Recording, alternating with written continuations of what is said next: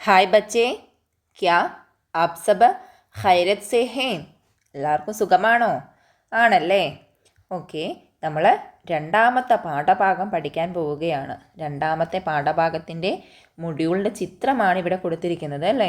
എന്താ കാണുന്നത്? കുറേ തർക്കാരികൾ, കുറേ പച്ചക്കറികളെ കാണുന്നുണ്ട് അല്ലേ? ഇതേത് പച്ചക്കറിയാ? ये करेला है, ये क्या है? ये लौकी है, ये टमाटर है, ये ബണ്ടി ഹേ അല്ലേ? ഔർ യേ കദ്ദു ഹേ. പലതരത്തിലുള്ള പച്ചക്കറികളുണ്ട് അല്ലേ? ഇതെല്ലാം നമുക്ക് കാണുമ്പോൾ തന്നെ അറിയാം ഒരു വീട്ടിലല്ലേ, വീട്ടിൽ കൃഷി ചെയ്തിരിക്കുകയാണ്. കാണുന്നുണ്ടല്ലേ? അതെ. നിങ്ങളുടെ വീട്ടിൽ ഇങ്ങനത്തെ കൃഷിയുണ്ടോ? ഓ ഉണ്ട് അല്ലേ? ഇതുപോലെ ചാക്കിലും ഒക്കെ വെച്ച് നിങ്ങളുടെ വീടുകളിലും കൃഷി നടത്തുന്നുണ്ട് അല്ലേ? എല്ലാവരുടെ വീട്ടിലും ഉണ്ടോ? ഇല്ല, ചിലവരുടെ വീട്ടിലൊന്നും ഇല്ല അല്ലേ? ചിലവരൊക്കെ നടത്തുന്നുണ്ട്. നമ്മളതിനൊരു പേര് പറയുമല്ലോ. നമ്മുടെ വീട്ടിൽ നമുക്ക് ആവശ്യമായ പച്ചക്കറികൾ ചെറിയ രീതിയിൽ ഉൽപ്പാദിപ്പിക്കുന്നതിന് നമ്മളൊരു പേര് പറയാറുണ്ടല്ലോ. അതെ, അടുക്കളത്തോട്ടം അല്ലേ? അടുക്കളത്തോട്ടവുമായി ബന്ധപ്പെട്ടതാണ് നമ്മുടെ പാഠഭാഗവും. ശരി, ഈ അടുക്കളത്തോട്ടത്തിലേക്കുള്ള വിത്തുകളൊക്കെ നിങ്ങൾക്ക് എവിടെ നിന്നാണ് ലഭിക്കുന്നത്? വാങ്ങാറുണ്ട്. നമ്മൾ അതുപോലെ തന്നെ പച്ചക്കറികളൊക്കെ അല്ലേ, അതിൽ നിന്നുള്ള വിത്തുകളൊക്കെ ഉണക്കി ഉപയോഗിക്കാറുണ്ട്. പിന്നെയോ, പിന്നെ ഏത് രീതിയിൽ നിന്ന് കിട്ടാറുണ്ട്? കൃഷിഭവൻ തരാറുണ്ട് അല്ലേ? കൃഷിഭവനിൽ നിന്ന് നമുക്ക് ചെടികളും വിത്തുകളും ഒക്കെ ലഭിക്കുന്നുണ്ട് അല്ലേ? കിട്ടാറില്ലേ? കിട്ടുന്നുണ്ട്. അപ്പോൾ അവിടെ ഫ്രീ ആയിട്ടല്ലേ കിട്ടുന്നത്? അതെ, ഫ്രീ ആയി കിട്ടാറുണ്ട് അല്ലേ? അപ്പോൾ എന്തുകൊണ്ടാണ് നമ്മളിങ്ങനെ കൃഷി ചെയ്യാനായിട്ട് ആവശ്യമായ വിത്തുകളും കാര്യങ്ങളൊക്കെ സർക്കാർ നമുക്ക് ഫ്രീ ആയൊക്കെ തരുന്നത്, അല്ലെങ്കിൽ ആനുകൂല്യത്തോടുകൂടിയൊക്കെ തരുന്നത് എന്തുകൊണ്ടാണ്? നമ്മളിൽ കൃഷി എന്നുള്ളത് നമ്മുടെ ഒരു സംസ്കാരമാക്കി മാറ്റാനാണ്. എന്തിനാ അങ്ങനെ മാറ്റുന്നത് എന്ന് പറഞ്ഞാൽ, നമുക്കറിയാം ഇന്ന് കാലത്ത് പലതരത്തിലുള്ള രോഗങ്ങൾ വർദ്ധിച്ചു വരികയാണ്. പലതരത്തിലുള്ള രോഗങ്ങളാണ് വർദ്ധിച്ചു വരുന്നത്. മാരകമായ രോഗങ്ങൾ നിങ്ങൾക്ക് നോക്കിക്കഴിഞ്ഞാൽ കാണാൻ കഴിയും. ഏകദേശം ഒരു 100 പേരെടുത്തു കഴിഞ്ഞാൽ അതിൽ 10 പേരെങ്കിലും ക്യാൻസറൊക്കെ പണ്ട് നമ്മൾ എവിടെയെങ്കിലും കേൾക്കുന്ന ഒരു രോഗമായിരുന്നു. പക്ഷേ ഇന്ന് കാലത്ത് ക്യാൻസറൊക്കെ ഒരു പനി പോലെ എല്ലാവിടെയും പടർന്നു പിടിച്ചിരിക്കുകയാണ്. അതുപോലെ തന്നെ ഒരുപാട് അലർജികൾ, അതുപോലെ ശ്വാസകോശ സംബന്ധമായിട്ടുള്ള രോഗങ്ങൾ, അതേപോലെ ഓർമ്മക്കുറവ്, അങ്ങനെ ഒരുപാട് രോഗങ്ങൾ, പലതരത്തിലുള്ള രോഗങ്ങൾ വർദ്ധിക്കുന്നുണ്ട്. അതിനുള്ള പ്രധാനപ്പെട്ട ഒരു കാരണമാണ് നമ്മൾ അമിതമായ കീടനാശിനികൾ ഉപയോഗിച്ചിട്ടുള്ള പച്ചക്കറികൾ കഴിക്കുന്നത്. അപ്പോൾ നമുക്കറിയാം കച്ചവടക്കാർ തീർച്ചയായിട്ടും അവരുടെ ലാഭത്തിനായിട്ട് അതിൽ എന്താ പറയുക, കെമിക്കൽ ഫെർട്ടിലൈസേഴ്സ് കൂടുതലായിട്ട് ഉപയോഗിക്കുന്നുണ്ടാവും അല്ലേ? ഒരുപാട് കീടനാശിനികൾ, കെമിക്കലായിട്ടുള്ള കീടനാശിനികളും അതേപോലെ പെസ്റ്റിസൈഡുകളും ഒക്കെ ഉപയോഗിച്ചിട്ടാണ് നമ്മുടെ മുന്നിൽ ഇന്ന് കാണുന്ന പച്ചക്കറികളൊക്കെ എത്തുന്നത്.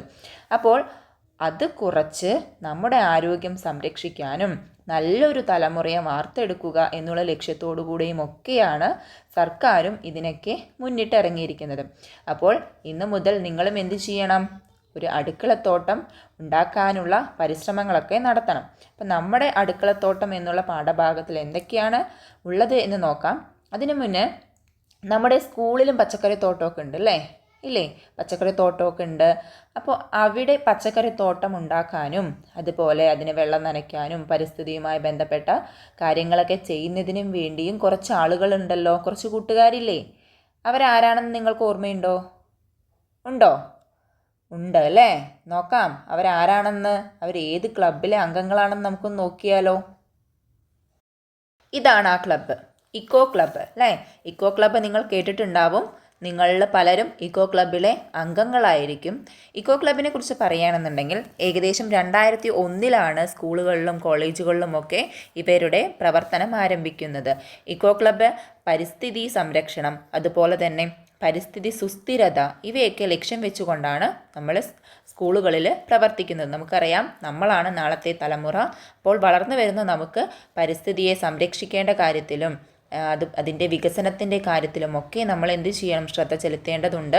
പരിസ്ഥിതി ചൂഷണത്തിനെതിരായി നമ്മൾ പോരാടേണ്ടതുണ്ട്. അതിനൊക്കെയുള്ളൊരു അവബോധം സൃഷ്ടിക്കുക എന്നുള്ളതാണ് ഈ നമ്മുടെ ഇക്കോ ക്ലബ്ബ് കൊണ്ടുള്ള ലക്ഷ്യം. അപ്പോൾ നമുക്ക് എന്ത് ചെയ്യാം? നമ്മുടെ പാഠഭാഗത്തിലേക്ക് പോകാം. सबक दो അമൽ കെ ഘർ മേ ഏക് ചോട്ടാ സാ ബാഗീചാ ഹെ. അമലിൻ്റെ വീട്ടിൽ ഒരു ചെറിയ തോട്ടമുണ്ട്. ജിസ്മേ തരാ തരാ കി തർക്കാരിയാം ഉഗായി ജാത്തി ഹെ. അതിൽ പലതരത്തിലുള്ള പച്ചക്കറികൾ ഉൽപ്പാദിപ്പിക്കുന്നുണ്ട്. അപ്പോൾ നമ്മൾ ചിത്രത്തിൽ കണ്ടു അല്ലേ, അമലിൻ്റെ വീട്ടിലെ തോട്ടം കാണുന്നില്ലേ? ഇതാണ് അമലിൻ്റെ വീട്ടിലെ തോട്ടം. പലതരത്തിലുള്ള പച്ചക്കറികൾ ഇവിടെയുണ്ട്. ഏതൊക്കെ പച്ചക്കറികളുണ്ടോ എന്ന് പറഞ്ഞു നോക്കാം. ഇത് കരയിലയുണ്ട്, ലോകിയുണ്ട്, ബണ്ടിയുണ്ട്, ടമാറ്റർ ഉണ്ട്, അതേപോലെ തന്നെ കദ്ദു ഉണ്ട് അല്ലേ. പലതരത്തിലുള്ള പച്ചക്കറികളുണ്ട്. നോക്കൂ, ബാക്കി നോക്കാം.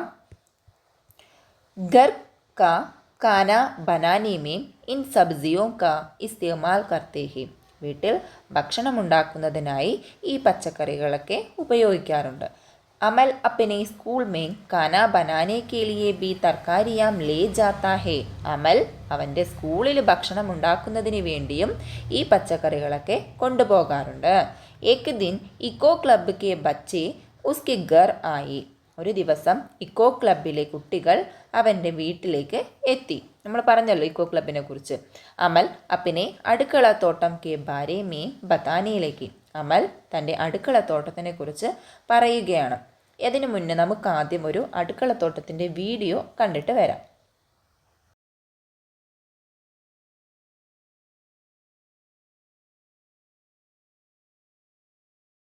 അപ്പോൾ നമ്മൾ കണ്ടല്ലോ വീഡിയോയിൽ പലതരത്തിലുള്ള പച്ചക്കറികൾ ഉണ്ടാക്കിയിരിക്കുന്നു.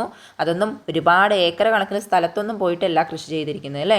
ചെറിയ സ്ഥല സൗകര്യങ്ങളിൽ പരിമിതമായ സാഹചര്യങ്ങളിലാണ് ഉണ്ടാക്കിയിരിക്കുന്നത്. ഇതുപോലെ ഗ്രോ ബാഗുകളിലും ഇതേപോലെയുള്ള കൊട്ടകളിലുമൊക്കെ നമുക്കും എന്ത് ചെയ്യാം, കൃഷി ചെയ്യാവുന്നതേ ഉള്ളൂ. ഇനി നമുക്ക് നമ്മുടെ അമൽ തൻ്റെ അടുക്കളത്തോട്ടത്തിനെ കുറിച്ച് എന്താണ് പറയുന്നത് എന്ന് നോക്കി വരാം. അടുക്കളത്തോട്ടം സാഗ്വാടി. യേ മേരാ അടുക്കളത്തോട്ടം ഹെ. ഇത് എൻ്റെ അടുക്കളത്തോട്ടമാണ്. ഇസ്മേ ടമാറ്റർ, ബേങ്കൻ, ബണ്ടി, മിർച്ച് ജैसी तरकारियाँ और पालक, मेथी जैसी पत्ते वाली सब्जियाँ भी उगाई जाती है. ഇതിൽ ടമാറ്റർ, തക്കാളി, വഴുതന, വെണ്ട, പച്ചമുളക് തുടങ്ങിയ പച്ചക്കറികളും ചീര, ഉലുവച്ചീര, മേത്തി, ജെയ്സി പത്തേ വാലി സബ്സിയ അങ്ങനെയുള്ള ഇലവർഗ്ഗങ്ങളും ഉൽപ്പാദിപ്പിക്കുന്നു. ഹം കാന ബനാനി മേ ഇൻ സബ്സിയോം ഓർ തർക്കാരിയോം കാ ഇസ്തേമാൽ കർത്തേ ഹെ. ഞങ്ങൾ ഭക്ഷണമുണ്ടാക്കുന്നതിനായി ഈ പച്ചക്കറികൾ ഉപയോഗിക്കുന്നു. അടുക്കളത്തോട്ടം കെ ലിയേ ബഡി ജമീൻ കി ജറൂറത്ത് നഹീം ഹോത്തി. അടുക്കളത്തോട്ടത്തിനായി വലിയ ഭൂമിയൊന്നും ആവശ്യമില്ല. മിട്ടി കെ ഗംലെ, പ്ലാസ്റ്റിക് കി ടോക്കരിയാ ഔർ തേലെ വഇറാമേ പൗധേ ലഗായേ ജാ സക്തേ ഹെ.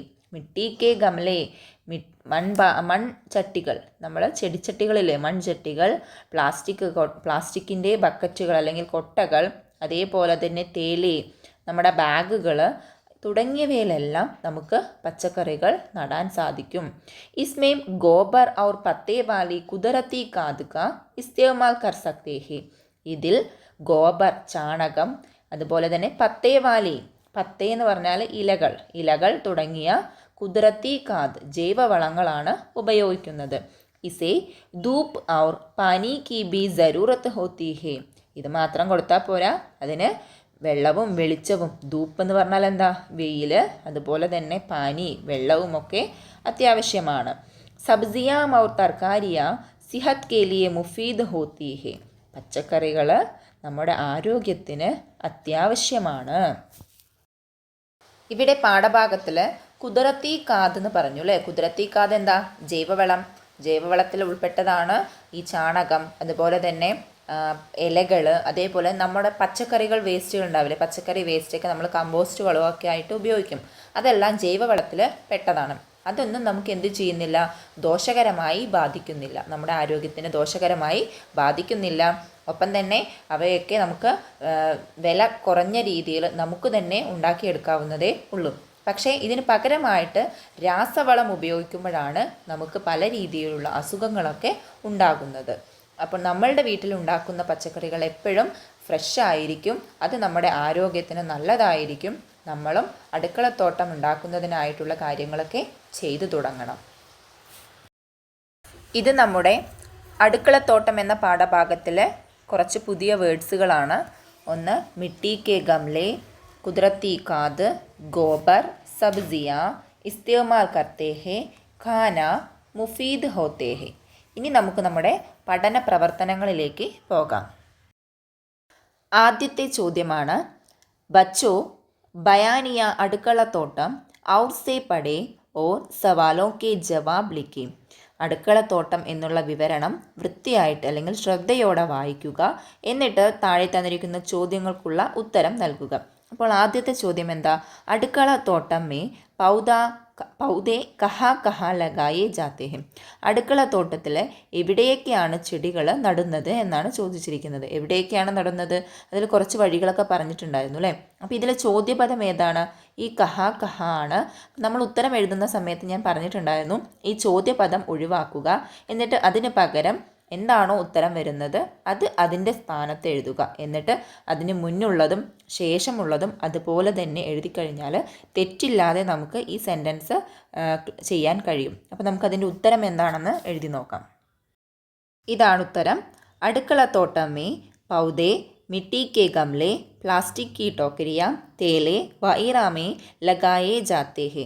അടുക്കളത്തോട്ടത്തിൽ ചെടികൾ ഇതുവരെ നമ്മൾ അതുപോലെ തന്നെ എഴുതി പൗധേ വരെ അല്ലേ? അതിനുശേഷം കഹാൻ്റെ അവിടെയാണ് നമ്മൾ എന്ത് ചെയ്തത്? ഉത്തരം മാറ്റി എഴുതിയിരിക്കുന്നത്. മിട്ടി കെ ഗംലെ മണ്ണിൻ്റെ ചട്ടികൾ, മൺചട്ടികൾ, പ്ലാസ്റ്റിക് കി ടോക്കരിയ, അതുപോലെ തന്നെ തേലെ വൈറാമേ. അടുത്തത് വീണ്ടും എന്ത് ചെയ്തു? ലഗായേ. അടുത്ത ചോദ്യം, സബ്സിയ ഓർ തർക്കാരിയ സിഹത് കെ ലിയെ ക്യോ മുഫീദ് ഹോത്തി ഹെ. പച്ചക്കറികളും ഇലക്കറികളും ആരോഗ്യത്തിന് എന്തുകൊണ്ടാണ് അത്യാവശ്യം? എന്തുകൊണ്ടാണ് അല്ലെങ്കിൽ അവ കൊണ്ടുള്ള പ്രയോജനം എന്താണ്? നമുക്കറിയാം പച്ചക്കറികളും ഇലക്കറികളിലുമൊക്കെ ഒരുപാട് വിറ്റാമിൻസും ന്യൂട്രിയൻസും ഒക്കെ അടങ്ങിയിട്ടുണ്ട്. അവ നമ്മുടെ രോഗപ്രതിരോധ ശേഷിക്ക് അതുപോലെ തന്നെ നമ്മുടെ വളർച്ചയ്ക്കൊക്കെ അത്യാവശ്യമാണ്. അതുകൊണ്ടാണ് നമ്മൾ പച്ചക്കറികളും ഇലക്കറികളും ഒക്കെ കഴിക്കണം എന്ന് പറയുന്നത്. അപ്പോൾ നമുക്ക് അതിൻ്റെ ഉത്തരം ഒന്ന് എഴുതി നോക്കാം. അപ്പോൾ ഇതാണ് അതിൻ്റെ ഉത്തരം.